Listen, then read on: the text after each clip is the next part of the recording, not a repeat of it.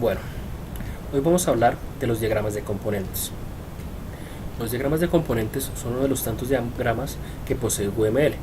Recordemos que es UML. UML es el lenguaje de modelado unificado. Es un estándar que se tiene para hacer el diseño de software, hacer el diseño antes de construirlo, tanto de su parte estructural como de su parte comportamental. ¿Quién diseña o quién estandariza UML? Lo estandariza OMG. OMG es el Object Management Group. En su página podemos encontrar el estándar y descargarlo. Cuando descargamos el estándar tenemos dos documentos fundamentales, el Infrastructure y el Superstructure, que son en los dos documentos lo que tenemos es cómo el software, cómo se maneja UML, cómo está construido UML y cómo se debe manejar UML. Este es el Infrastructure, 230 páginas, y este es el Superstructure, que son 748 páginas. En el documento de Superstructure podemos observar todos los diagramas que componen UML. Por un lado tenemos los diagramas estructurales y por otro lado tenemos los diagramas de comportamiento. ¿Dónde está ubicado el diagrama de componentes? El diagrama de componentes está ubicado dentro de los diagramas estructurales. Está junto con el diagrama de perfiles, el diagrama de clases, el diagrama de estructura compuesta, el diagrama de despliegue, el diagrama de objetos y el diagrama de paquetes. Y acá tenemos el diagrama de componentes, que es el que nos vamos a enfocar y que nos va a interesar el día de hoy.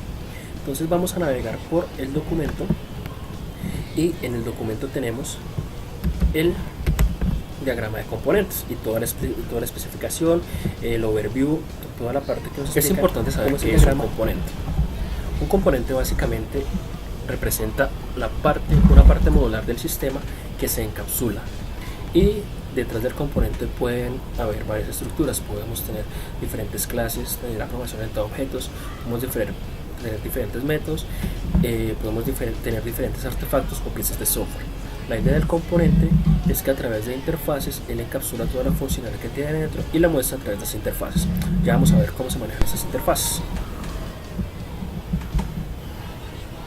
Bueno, ahora vamos a ver los elementos que componen o que pueden estar dentro de un diagrama de componentes. Lo básico en un diagrama de componentes obviamente es el componente, y tenemos dos formas de representarlo. La primera es a través de un rectángulo en el cual tenemos la etiqueta componente y debajo el nombre del componente. La otra forma de representar un componente es a través del mismo rectángulo, tenemos el nombre del componente y en una esquina en la superior derecha tenemos esta figura que es un rectángulo como con dos pestañitas. Estas son las dos formas de representar un componente. ¿Cómo se representa cuando un componente implementa una interfaz? Una interfaz es la estructura a través de la cual el componente expone los servicios que tiene.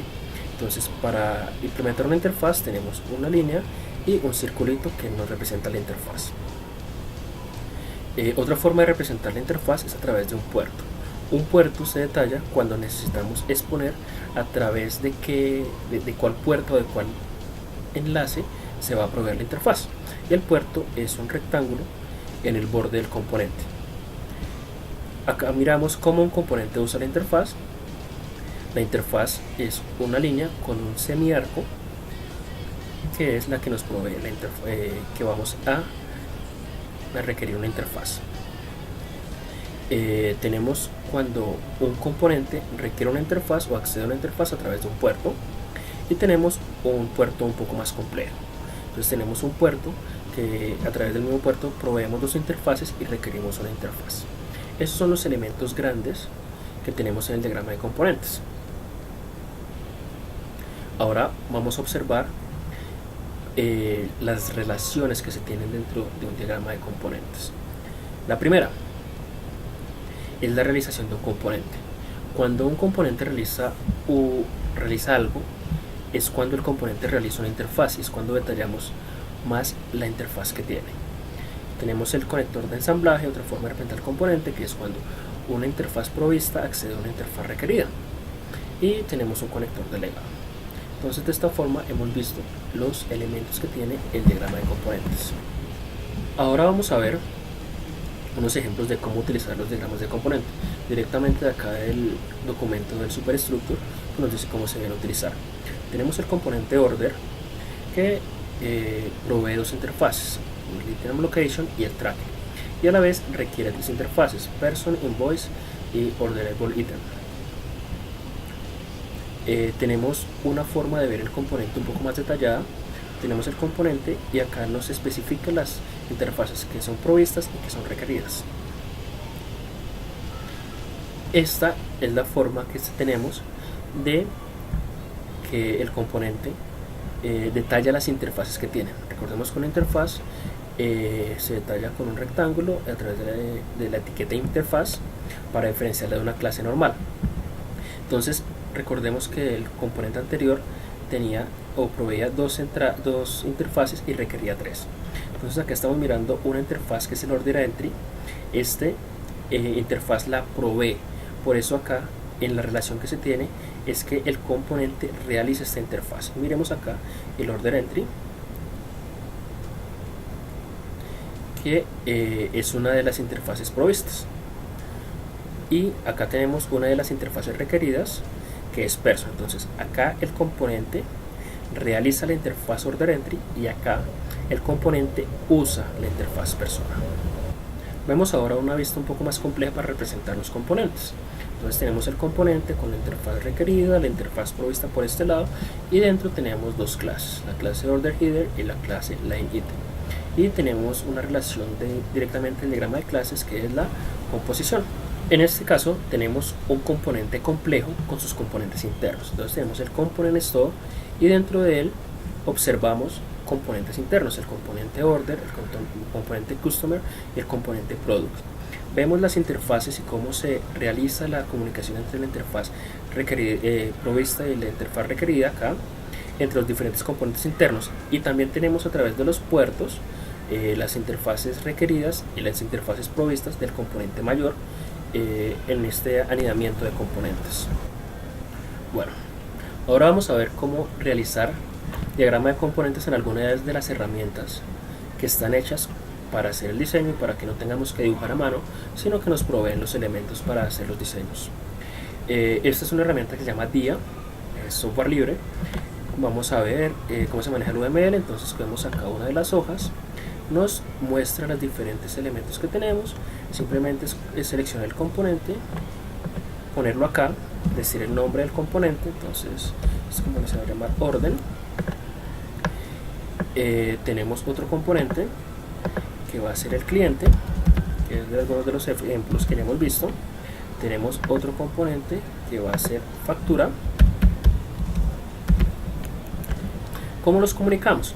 Los comunicamos a través de las interfaces provistas e interfaces requeridas. Entonces acá tenemos un receptáculo y acá tenemos la faceta, los llaman acá en DIA, pero son además interfaces provistas e interfaces requeridas. Entonces acá tenemos esta interfaz aquí, provista del cliente, y vamos ahora con el receptáculo a enlazar esto. Entonces tenemos la orden y tenemos acá el enlace. Entonces así hemos ya diagramado. Dependiendo de la complejidad, pues en este caso solamente tenemos estos elementos para el diagrama de componentes. DIA nos permite a través de las otras herramientas para los otros diagramas de UML. Ahora vamos a mirar otra herramienta para manejar diagramas de componente. Esta es Umbrello, también es software libre, está enfocada netamente a UML, a diferencia de la anterior DIA, que en DIA podemos manejar diferentes diagramas, pero tenemos las diferentes hojas. Umbrello es únicamente UML. Entonces vamos a crear un nuevo diagrama de componentes. El nombre vamos a dejarlo component diagram, ok, y al crearlo tenemos acá los diferentes elementos de un diagrama de componentes. Entonces tenemos acá desde la nota, que es un elemento común a todos los diagramas de UML. Tenemos acá un anchor o un ancla para relacionar una nota que da especificidad a algún elemento. Tenemos etiquetas, tenemos cajas para delimitar el sistema, tenemos interfaces, y esas son las interfaces detalladas, tenemos componentes, tenemos puertos, tenemos artefactos, asociaciones comunes, asociación direccional, dependencia y generalización. Entonces acá es muy sencillo, ponemos la caja que nos va a delimitar el sistema.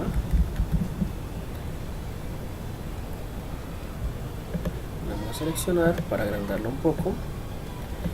Esta es la caja que me delimita el sistema que estoy diseñando o que estoy diagramando. Le ponemos acá el texto de la etiqueta Listo.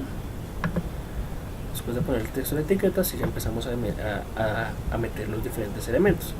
Ponemos acá un componente, el nuevo del componente, pongámosle de nuevo order. Okay. Miren la diferencia entre los diagramas entre uno y otro modelo. Entonces tenemos el cuadrado con las dos etiquetas, un rectángulo con las dos pestañas, y acá en Umbrello tenemos la caja con el rectángulo con las pestañas en la parte superior. Tenemos otro componente que se llama cliente, y vamos a poner otro componente que se llama factura. Bueno, esto es todo sobre diagramas de componentes. Recuerden que un componente sirve para modularizar y abstraer unas funcionalidades de un sistema, porque tenemos componentes, interfaces y puertos. Eso es todo, son los diagramas más simples de UML. Muchas gracias por la atención.